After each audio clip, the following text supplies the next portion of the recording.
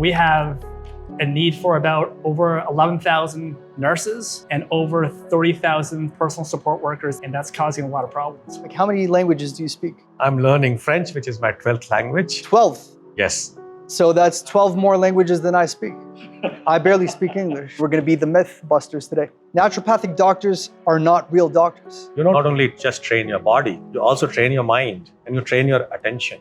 I'm compelled to believe anything you say. That's because a lot of people are not ready for meditation. How can you live longer? Helps your body repair itself at the DNA and RNA level. That is incredibly powerful. 3 kinds of plasticities. You do have the ability to influence your own mind. Be rooted in your body, listen to your body, and learn to listen to your body. The freedom to investigate, the freedom to question yourself first and the others around you, freedom to find out.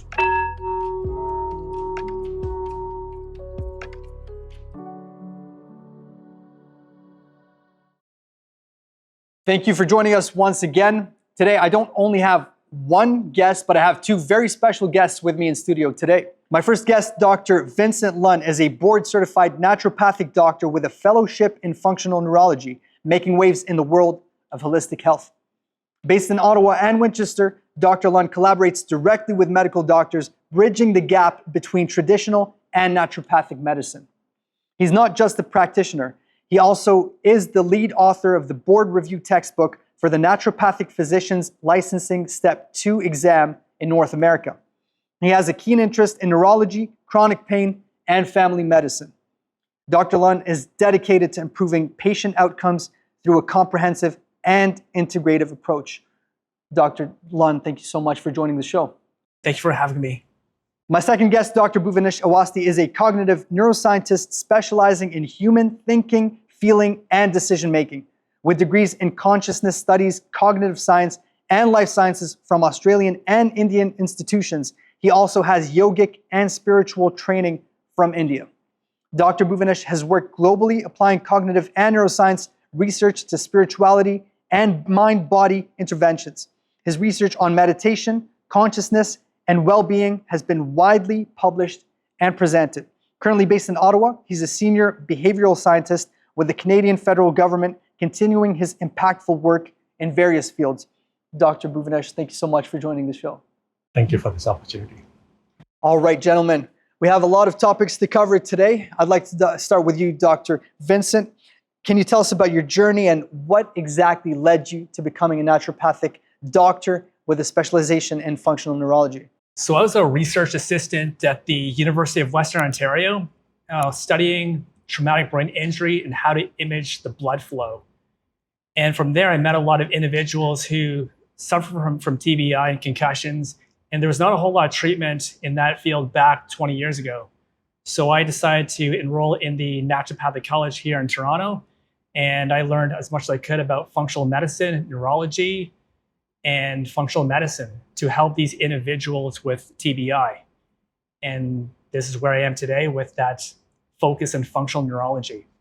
It seems it's been quite an interesting journey for you, hasn't it? It's been an in-depth educational one for sure. It seems like it, yeah.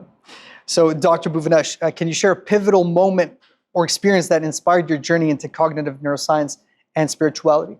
Well, I've always been interested in the nature of experience, how and why we come to experience anything. Now, why do we have a mind? And why do we have the capacity to reflect on our own mind? So I was quite curious.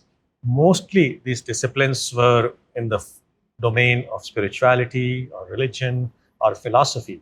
But I wanted answers in an objective fashion as well, in addition to practices that I was into. So I thought, okay, can science answer these questions? Physics and biology did to some extent, but I pursued further interest in cognitive neuroscience, trying to understand the relationship between the brain activity, the mental experience, and can we measure it? So that was my early step into this direction that has been there for about 2 decades now. That's pretty fascinating. And there's a lot to uncover when it comes to neuroscience, and it's a whole world on its own. So Dr. Lun, how would you describe naturopathic medicine and what sets it apart than conventional medicine?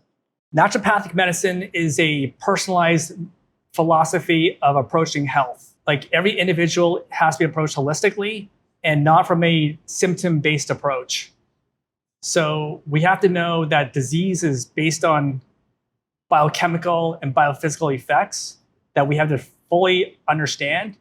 And how do we improve physiology and function to help heal an individual?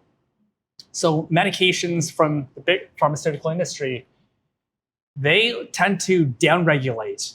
So medications like calcium channel blockers, proton pump inhibitors, serotonin reuptake inhibitors, they try and downregulate function, while naturopathic medicine wants to upregulate function and physiology.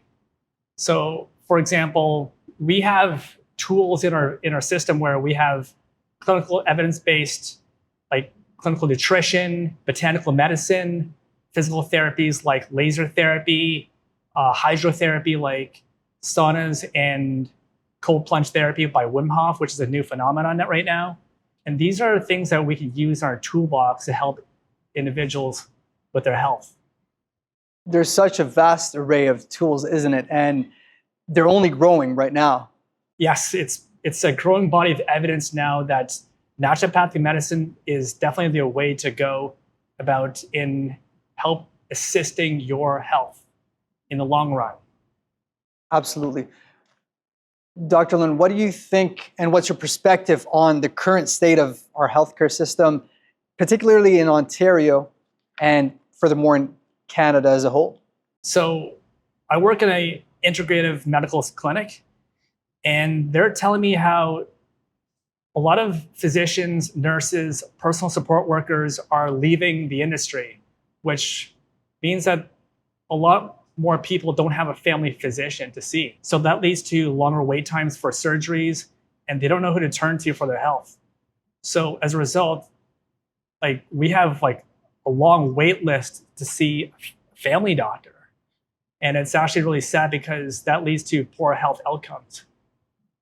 So it's really sad. I mean, I think the statistic is like we have a need for about over 11,000 nurses and over 30,000 personal support workers that are in desperate need for people to see. And that's causing a lot of problems. Yeah, unfortunately, I mean, the wait times are quite ridiculous, if you do ask me. Most people, I wouldn't say most people, but many people, myself included, don't even have a family doctor. And it's quite a tragedy in some regard. And on the other hand, it gives people an opportunity to educate themselves more about their own health. And of course, if it's something serious, they do ultimately need to see a doctor, depending on the situation. Yeah. But that is something that certainly concerns a lot of Canadians and probably North Americans, maybe even people in the further across the globe, right? Yeah. So why do you think there's such a stigma surrounding naturopathic doctors? And in your opinion, how could it be addressed? It really comes down to education. And also that the fact that to be a naturopathic doctor, there's so many tools we could use that there's no real standardization process in treating disease. Like certain people like to use traditional Chinese medicine and acupuncture, which I'm trained in as well. Other people like using botanical medicine or even like evidence-based clinical nutrition. The program's so broad that there's no real standardization of how to treat disease. So as a result, each clinician has different styles of practicing. So as a result, no one really knows what's the standard of care. I'm trying to train the next generation of naturopathic doctors to have a clinical approach in how to treat patients to have the best quality of care. Fair enough. I'm going to move on briefly to Dr. Bhuvanesh, and I'd like to ask you, Doctor, if you're able to share a pivotal moment, an experience, maybe an anecdote that inspired your journey into cognitive neuroscience and spirituality. For me, I've been interested in questions around how we experience the world and why do we have consciousness? Does it serve any function? Is it a biological phenomena or is it something else altogether? So neuroscience or science in general ignored consciousness as a topic for a while, actually for a long while. Philosophy or philosophers dealt with it, and religious perspectives were actually predominant. So back in the late 90s, the discoverer of the DNA structure wrote a book called The Astonishing Hypothesis, in which the author argues that we are nothing but a pack of neurons. All our experiences, all our desires, all our sense of self-identity is reducible to neural activity. Now, that's a big challenge and also a very unique perspective. So since then, I've been interested in understanding what's the relationship between the brain, the mind, and our conscious experience. I'm not trained in clinical aspects like Dr. Lun do, but I was very curious on how the brain activity relates with our mental experience. So I learned a little bit, pursued more research, pursued a degree after my biology degree, a degree in consciousness studies, so that I could answer those questions using scientific methods. That led me further into pursuing a doctorate and several postdoctoral fellowships, examining easier questions of consciousness, like perception, like memory, like learning or attention. The larger question of why do we have consciousness? Why does consciousness feel the way it feels? Those questions still remain in the realm of philosophy and a bit of spirituality. So I've not given up on those approaches or those type of questions. It's just that our scientific limitations, or let's say the paradigm that we operate in within science, does not address these questions. The qualitative aspect of consciousness, the reason why consciousness should or might exist, things like those. Yeah, I mean, Dr. Bhuvanesh approaches these topics from a very fascinating perspective. And I remember we met during a hike, and I knew from the first conversation we had, this guy's an interesting guy. Just as a side topic, how many languages do you speak? I'm learning French, which is my 12th language. 12? Yes. So that's 12 more languages than I speak. I barely speak English, but I'm trying. Languages are a way to understand the mind and also understand the inside of an individual. Languages seem to be not just about communicating with others, but to communicate with yourself. I learned this not a long while ago when I thought, okay, I think about certain topics in one language and about other topics in another language. And that was fascinating. So when I want to learn about a culture, a civilizational aspect, a community, a group of people, I also want to understand their language, because they use language to feel things for themselves. And then they communicate. So if I understand their language, I also can perhaps feel what they're feeling. You can connect instantly. Yes, absolutely. And Dr. Lun, you probably speak a couple of languages? So 1.5. 1.5. We're on the same page. It's good to meet you.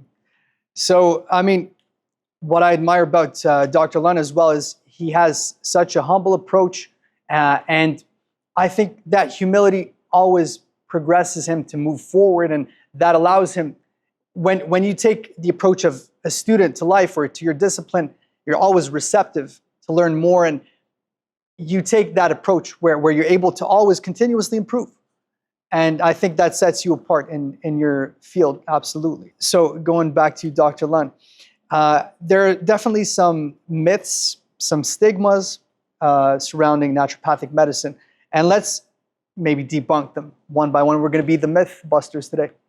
So myth number 1, naturopathic medicine is not evidence-based. No, there's so much research right now on laser therapy, pulse electromagnetic field therapy, herbal medicine, nutrition. The evidence is overwhelming that we can augment care from the conventional side, that it's probably the best approach in dealing with your health is through naturopathic medicine and functional medicine. Fair enough. Myth number 2, naturopathic doctors are not real doctors. A lot of my instructors were PhDs in microbiology, immunology, anatomy.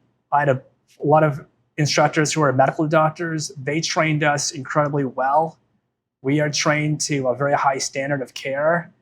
And yeah, it's completely false there. We've gone through enough postgraduate training that we are well-rounded in our discipline and fields of study. So myth number 3, naturopathic medicine doesn't like conventional medicine. No. Like, we work with medical doctors all the time. We share information, we share notes about each patient to give the patient the best quality of care. I would say that we work hand in hand with medical doctors. You complement each other, isn't it? Yeah, it's the best of both worlds to be integrated with medical doctors for the best of patient care. So Number 4 is an interesting one, and I might have this misconception myself. Naturopaths are the same as naturopathic doctors. No. You have to be in a provincial and state regulated area to practice as a naturopathic doctor. We went through 4 years of postgraduate training after undergrad and extra courses after graduation to be a naturopathic doctor. So naturopaths, I mean, if you're in the unregulated state or province, anyone can call themselves a naturopath. Even you can. So, which is kind of false. It's kind of sad, but I am definitely pushing for more regulation in every province and state for the best of patient care. So myth number 5, this is the final one. Naturopathic doctors are anti-medication use.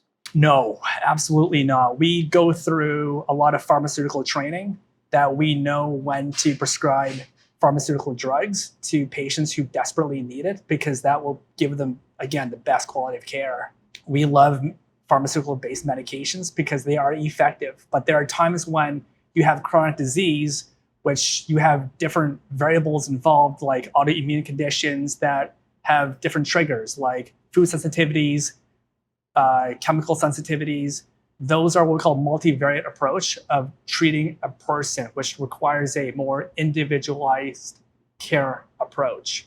So we are definitely pro-medication from the pharmaceutical industry. Well, you guys heard it here first. 5 myths about naturopathic medicine busted. So going back to you, Dr. Bhuvanesh, how do you integrate yogic and spiritual practices into your research and evidence-based practices? As human beings, we have the capacity to pay attention, and that is very unique. Not only we have the capacity to pay attention, we can train our attention. When you go to a school, when you go to a college, when you go to a naturopathic training program or any training program, and you want to become a soldier, when you want to become a sports person, you don't not only just train your body, you also train your mind and you train your attention.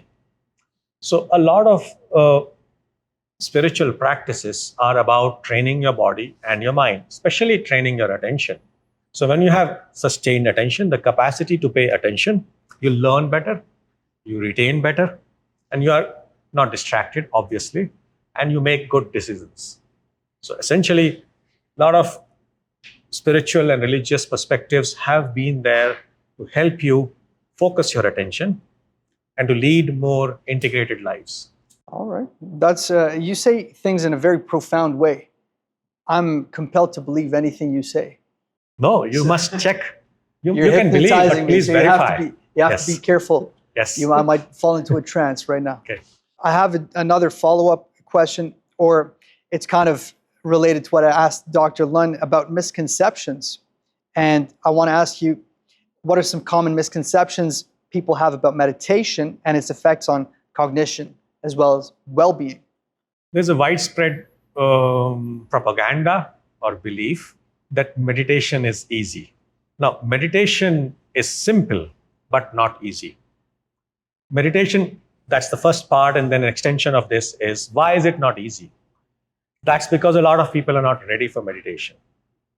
And meditation does not lead to enhanced cognition as an outcome.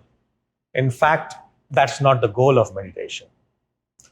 You need good health. You need sort of like a relatively peaceful state of your mind to become ready for meditation. An agitated mind cannot meditate. And let me go back a little further. An agitated body cannot help you get to a restful mind, and that cannot meditate. So they are actually not circular, but you must begin with your body. So a healthy lifestyle will help you meditate. Meditation may or may not lead to healthy lifestyles, partly because you would not be able to meditate. And when I'm using this term meditate, it's not necessarily an action that you can take. There's a lot of debate in this area. It's a relatively new area for science. One of my most cited articles on this topic is about definition of meditation. So a misconception that existed in the scientific literature that's somewhat improving, in my view. What was and what is meditation? Not everything is meditation. So definitions need to be clearer. Only then we will have good understanding of the relationship between meditation and cognitive well-being. Okay, I believe you. I definitely believe you. And what you said is basically meditation is not an active thing. It's more of a passive thing, isn't it?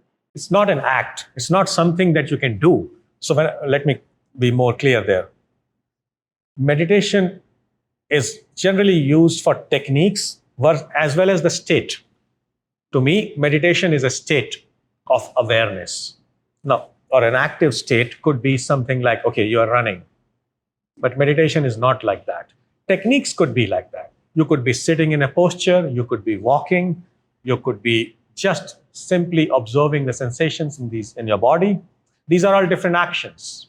So meditation in that sense is an active thing, but it's not an action that will lead to a particular outcome. Meditation is the outcome. There are other actions that you need to take. You need to be restful. You need to be relaxed. You need to be away from distractions.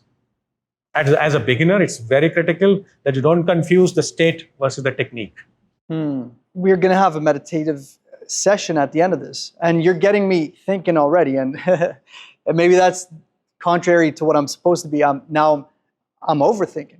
But at the end of the session, we're all collectively going to do a meditation. Hopefully, everybody can join us. So I'm going to go back to Dr. Lun, and this is a hot topic right now, the topic of longevity. Now we see different influencers in the health space, and now it's a whole industry. How can you live longer? Whether it's Brian Johnson or all these names that we constantly hear about. We hear about David Sinclair, Andrew Huberman talks about this in different shapes and forms. Now, what role does naturopathic medicine play in promoting longevity and helping individuals live their best disease-free lives? Because it's not just about the lifespan, but it's about the health span. We want to look at the quality as well. So how does naturopathic medicine look at this? This is a field called geroscience, the study of longevity. Like, I got a lot of patients who ask me, like, how do I live longer? How do I live disease-free? Like, what do I take to help enhance my performance and productivity? How do I enhance my sleep? So we have to go through a lot of markers to determine, like, what's your, what we call resiliency? Do you have immune resiliency? Do you have blood sugar resiliency? Do you have psychological and emotional resiliency? Do you have physical resiliency? What about like sleep resiliency? Like, how well do you sleep? Like, these are markers that we're looking for. Also, like, what's your toxicology resiliency as well? Like, are you sensitive to like perfumes and other like incoming chemicals like soaps and shampoos that will affect us and aggravate us? So we look at those markers to determine, like, how well are you resilient to stress, which is what we call a study called hormesis. Hormesis is causing the body to go under stress, and how does your body adapt? So let's say if you have like really good cardiovascular and physical strength, that will, again, help you have better longevity to live longer. Mm-hmm. Now we have a new phenomena of like going through cold plunge therapy by Wim Hof. I mean, I didn't realize that cold water plunges helps your body repair itself at the DNA and RNA level. Like, that is incredibly powerful. If you can repair your DNA and RNA, you can have better longevity that way. Also, like saunas, infrared saunas are really good at promoting the repair and autophagy of removing debris from your system, such as beta amyloid plaques seen in Alzheimer's. So if we do both combination of cold plunges and sauna treatment, that will help our longevity, help our resiliency. So these are like things I look for in terms of how do we improve our performance. Nowadays, like, we're learning that a lot of individuals are living longer, but the problem is we have a lot of morbidity issues where people get sicker now faster. Like, I'm seeing individuals who have Alzheimer's and Parkinson's disease at the age of 50 and 60 years old. Like that young. and then you're going to live to 100. So that puts a lot of pressure and stress on your family members who have to help assist you in that regard. And so it's not about longevity, it's your quality of life that I'm looking for as well. Like, I don't care if you're living to 100, but half of it is under stress with disease. So those are things I look for in a patient. Like, do you have resiliency to handle stress? And if you can do that, then you will live longer. I can promise you that. That's a bold promise, but I'm sure it's backed by evidence, and it's backed by years of practice, and it's only evolving.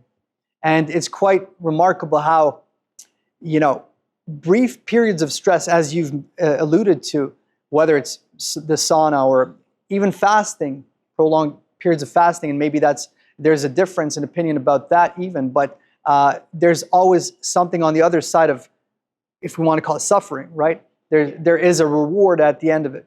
So fasting, I didn't realize that fasting produces autophagy. So autophagy meaning like removing debris and cells that are dead from your system. So like I'm hearing now, like, patients improving from their Alzheimer's disease by fasting for 3 straight days. It's not enough to cause autophagy through 1 day of fasting. It has to be at least 2 to 3 days to kick in that effect. So fasting is definitely a thing we could definitely use, a tool we could use to help patients with Alzheimer's disease, and also traumatic brain injury and concussion. So that requires, like, all you gotta do is don't eat for 3 straight days and then drink water only. It's a water fast, yeah? Yeah, it's a water fast. So those are tools we can use on patients with long-term neurological dysfunction. And it's incredible how all of these are available to us, and they don't cost money. Yeah. So nobody really has an excuse, isn't it? And we're only growing in our knowledge, and we're only growing in this space, and we're getting more and more information, more positive feedback regarding these tools. And I think the sky's the limit when it comes to these things. And to go back even to the sauna, I try to incorporate meditation with my sauna sessions, and I see some people trying to be active and talk and have these conversations or use their phones, and in my mind I'm saying that is not the way to do it. In my opinion, you should be silent. That could be a moment to gather your thoughts, because we have very little time. I mean, time is precious. We're constantly bombarded with stimuli, family, work, business, children, all of these different outside forces, and we have very little time to ourselves. And for me personally, that's one of the only times I get to shut the entire world off and just be alone. And there's incredible power in that silence and being alone with yourself. And I think there are many studies that prove that, and I think Bhuvanesh can speak more about that. You actually described a state which is very close to what is called a meditative state, a state of thoughtlessness, a state of no distraction, sort of like a flow state. At least that is well examined or is of interest to neuroscientists. Flow state in which you are absorbed in a particular moment or several moments, and you're not distracted, and you feel tremendous relaxation. Now, relaxation does not lead to flow. You need to be attentive, and removing those distractions, you can be in a flow state, and you are highly efficient. You can think, you can perform certain cognitive tasks as a result of getting into these flow states quite regularly. Now, they happen naturally to most people. You get into the nature, you experience flow state. You are in love with somebody, you experience a flow state. You are in a spiritual environment and you're attuned with that, you get into a flow state. Now, these environments actually allow you to get there.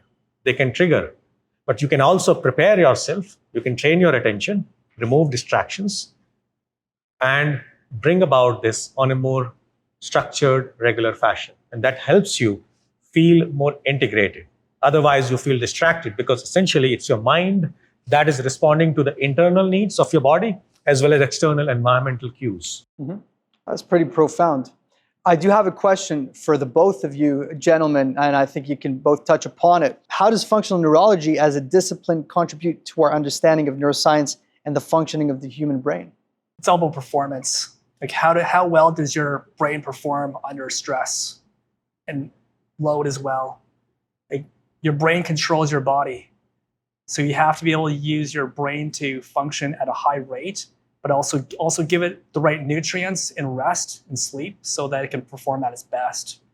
If your brain is compromised, then you'll see dysfunction like imbalances, or you can't see right, or your hearing's a little bit off, or your balance is off, or you just can't remember things as well as you used to be. So your brain has to be taken care of every single day. If you're not sleeping right, then we're gonna have problems. So, I mean, just trust me on this one. You want to take care of your brain as best as you can. Absolutely, I do trust you. Dr. Bhuvanesh, what are your thoughts? So in addition, the brain is trainable. There's a term for it called plasticity or neuroplasticity. So I worked on this area for a while. So 3 kinds of plasticity: structural, which means it brings about structural changes in the brain, and then functional plasticity. And third one, activity-dependent plasticity. So you can actively influence your brain health by training in certain types of approaches, certain types of methods. Meditation happens to be one of those methods. There are other approaches as well.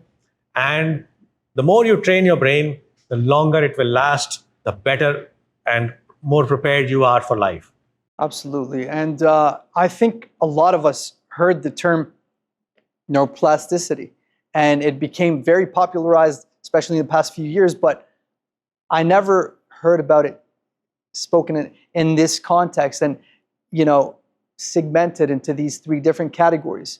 And I'd love to know more, whether it's today, maybe during another sit down we could have, but I think there's a lot more that could be unpacked, isn't it? So it's a very fascinating topic, and it shows you that you are in control. You do have the ability to influence your own mind and even the structure of your brain.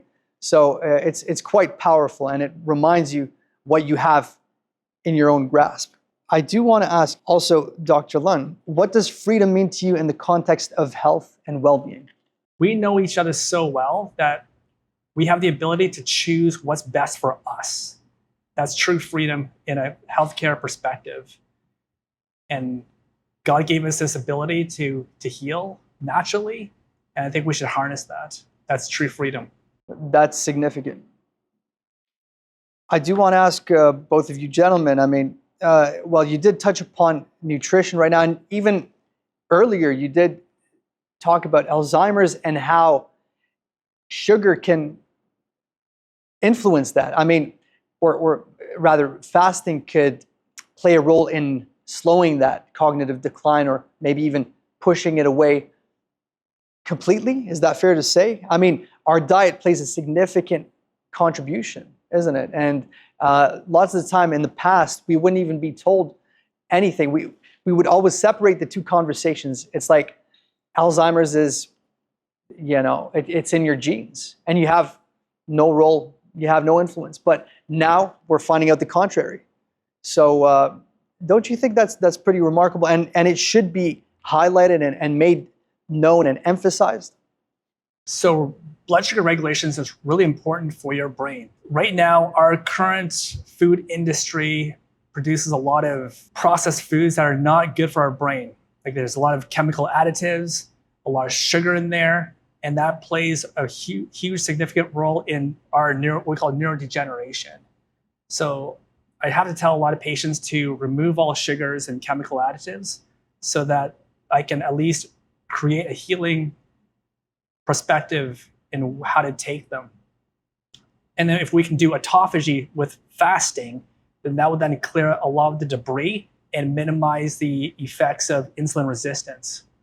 So that's the approach I would take. So Dr. Bhuvanesh, what advice would you give to someone interested in integrating spirituality and contemplative practices into their daily life for improved well-being? Begin with listening to your body. Your body is your first step. You experience yourself as a body first, and then as a mind. So be rooted in your body. Listen to your body. and learn to listen to your body. It comes naturally to infants, but as we grow in societal contexts, in our cultural contexts, we learn to listen to outside sources. They're useful, but you also learn to ignore what the body is telling you.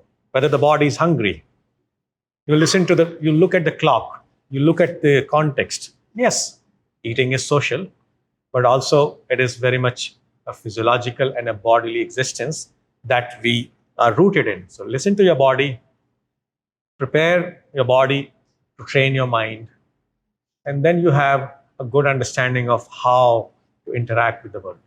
That's fair. And that's very well said. I do want to ask you, and I think you're going to go very deep into this next question. What does freedom mean to you in the context of neuroscience and in the most broadest term possible? What does freedom truly mean to you? And do you consider yourself free? When we use the term freedom, English language term for me, we need to be clear. What are we referring to? Freedom to do something, freedom for something, or freedom from something? Now, freedom may not be standalone for a lot of people. It's like freedom from bondage. So freedom exists in duality for a large chunk of people. Now, that is true. Freedom to do something. Now, I see freedom as the capacity to not do what you're capable of doing, to not take that action which you want to take, or which you're compelled to take, or which you're nudged to take. So freedom also implies the capacity to reflect, self-reflection, also called cognitive control. Now, my own perspective is, where do thoughts come from? That's what I started with. Where do emotions come from? They come from our body. I don't want to give ready answers, because when you have ready-made answers, you have no freedom. So the freedom to investigate, the freedom to question yourself first and the others around you, freedom to find out, which means freedom from the known. Vast body of human knowledge is very important, very useful, very critical as a collective enterprise. But as an individual, you may want to have that possibility, that gap from knowledge that has been brought about by others, society, science, spirituality, religion, anything. They're useful. They serve important functions. I'm not discrediting them. I'm saying the capacity to observe that these are not my thoughts. Well, I have experienced it, so I know. These are somebody else's ideas. These are somebody else's aspirations, somebody else's views. Do I want to borrow them and say, this is my own? Or do I want to entertain them and see, okay, these are ideas, these are useful ideas. How much do I agree with them? Do I need to say that I have my own ideas? And then finally, a state of freedom from thought, freedom from the noise that is around you. And then, as you were describing or alluding to, for some moments, you're completely at rest without this cacophony, this cloud of ideas, of thoughts, of emotions, and things like that. So that, to me, is freedom. Freedom from the known, freedom from the environment, and freedom from my own idea of what is supposed to be a freedom approach. I truly never heard about it being talked in that regard, in those terms, and you made me think about there's even freedom to restrict yourself from. So there's freedom and restriction, and it's kind of a dichotomy, right? It's kind of a contradiction in certain ways. Would you say that, or am I thinking about it in the wrong terms? I would say not restriction, but the capacity to see that you have the freedom to choose that option which is presented to you. No, mostly attention or human behavior is automatic. Like any other animal, we have automatic urges, we act on instincts, we have habits. But this possibility that there is an automaticity and you can observe that automaticity. So you're not restricting yourself. You're just observing. When you have created that gap, you can observe that gap. Okay, do I have to act? Do I have to get angry? No. You may be compelled. So there is a freedom in that moment. And you will realize it when you experience it. You can create it in an artificial context, but you can actually feel it. Then you will realize, oh, that's called responsive ability. I call it responsive ability is responsibility. So that is towards yourself first.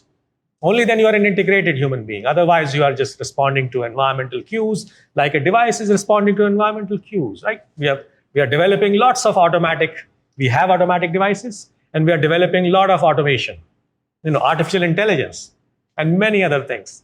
They're all going to influence how we react. And they're sometimes going to compel you, as Dr. Lun was mentioning, the environment in which we exist. Sometimes human beings make choices that may not be optimal. So I want to emphasize that it's not restriction or stopping yourself. It's the capacity to recognize that there is an automaticity here. My response is needed or not needed. That is freedom. To choose whether I want to respond or not. Very well said. I'm very excited to do the collective meditation, the meditative session. I think this will be interesting. I'm going to put my tools aside so I could truly detach. And if you don't mind, we'll just go through a 2-3 minute meditation session. It would be amazing if you all join us and try to disconnect. Is that fair to say? Disconnect from things we don't need to be connected with. Detach. You want to connect with something more so that you don't need things, unneeded connections. You want to suspend them. Let's do it.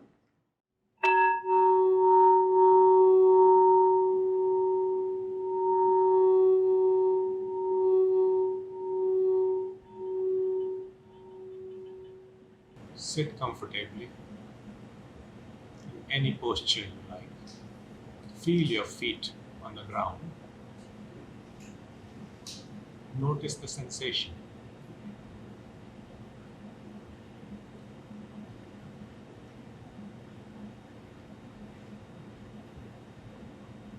Bring your attention to the entrance of your nostrils.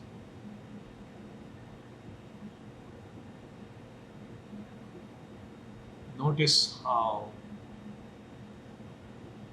the breath is coming in and going out. You're not to change anything, just observe the breath coming in and going out. You might notice the sound surrounding you in your background.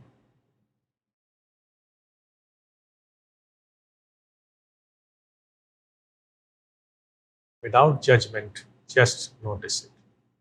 Focus on the exhalation part a bit more.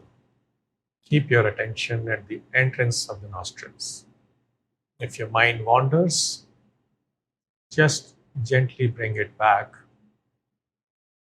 at the entrance of the nostrils.